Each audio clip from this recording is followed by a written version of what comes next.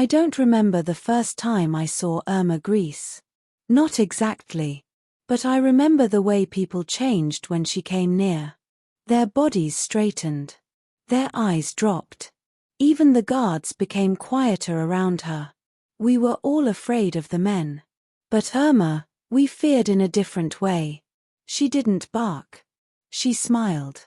That smile could slice through skin sharper than any whip she carried. My name was Miriam. I was 19 when I arrived at Auschwitz. My mother was taken to the left. My sister and I went to the right. I never saw my mother again. We learned quickly, silence was safety. Stillness was survival. And Irma Grese noticed everything. They called her the hyena. But she didn't laugh. Not like a hyena. She smiled when women screamed. That's not laughter. That's hunger. She walked the yard like a queen, leather boots clicking on gravel, whip dangling from her belt, not as a threat, but as a promise. She used it often. I saw her whip a woman once for hiding a crust of bread. The girl couldn't have been older than 16. Irma didn't let the guards do it. She did it herself. 10 lashes. Across the back. Over the dress.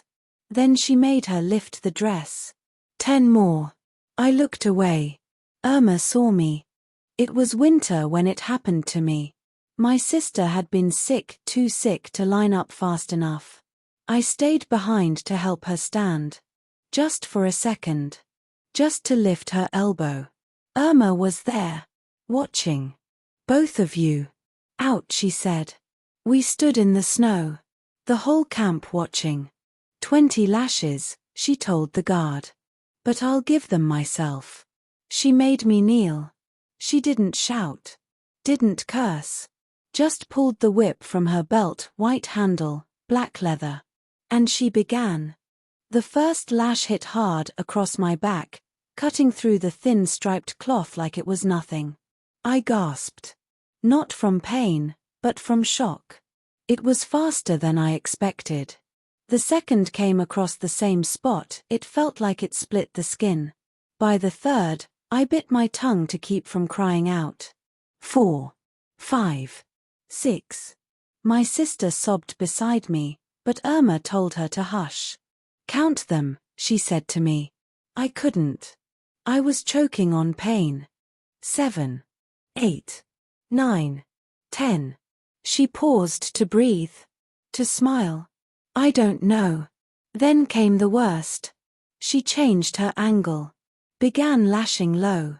Thighs, calves. 11. 12. Each stroke wrapped around my leg like a snake, biting and burning. The cold snow didn't numb it, it only made the blood feel hotter. 13. 14. By now, I had collapsed forward. She made the guard lift me back up. She's not done. 15. 16. 17. I remember nothing after that. Not the 18th. Not the last 2. They told me I screamed. I don't remember.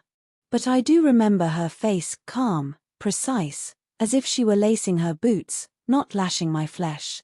They left me in the infirmary, barely conscious. Fevered. I lived. My sister didn't. She died 3 weeks later. Starvation. Typhus. Maybe both. Irma passed by her body once and didn't even pause. I carry the scars. Still. Lines across my back like slashes on old parchment. But they healed.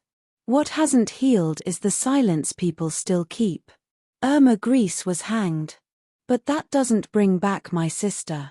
It doesn't unmake the woman who whipped me bloody in the snow. I was Miriam. I was 19.